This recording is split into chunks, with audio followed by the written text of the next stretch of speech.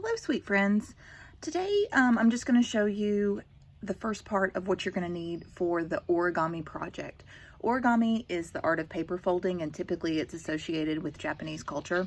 I've got a magazine here because this is one of my favorite things to use if you don't have origami paper.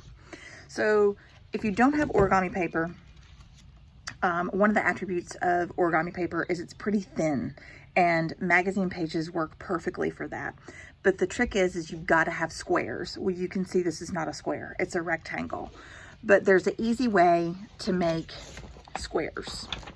So I'm just going to rip out a couple of pages that have really beautiful pictures, because once these are folded up, oh my gosh, they're really cool.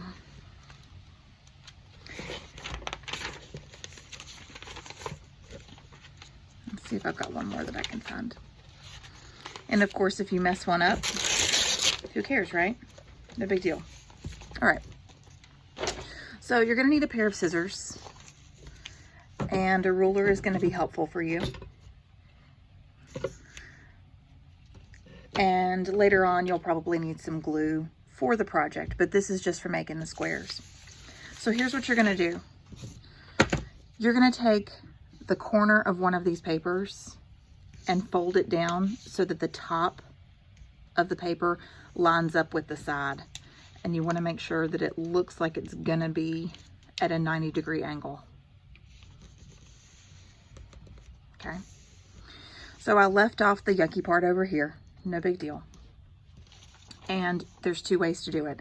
Either you can draw a line against the two edges, top and side right here, or you can just try to hold your paper still and cut it. And again, if you mess this up, who cares? You can just rip out another sheet of paper. Okay, so this is our trash. And now I've got a really perfect square. Well, the reason that you want to have your ruler here is I noticed that this square is right at almost exactly 7 inches. So what that means for me moving forward is if I'm going to do a project that requires more than one piece of paper, like this pencil container does, all of my squares need to be exactly the same size. I don't need to measure the height because I know that with a square, the width and the height are exactly the same. So now when I go to my second sheet of paper and I bring it down, I need to see about where 7 inches is. So I'm going to line up the 7-inch mark with the edge of my paper, and I want this edge over here to be even with the ruler.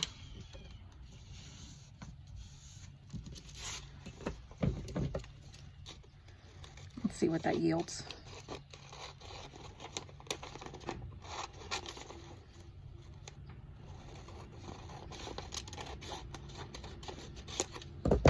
Trash, open,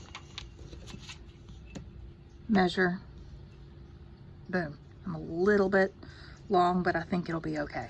All right, so that is a good way to try and come up with some squares if you need some more. And of course, you can always line these up and cut off the extra if you want to. Okay, all right, I hope that's helpful. And like I said, you can use any kind of paper, but thinner paper is going to be better, because you want to make sure that your folds are nice and smooth.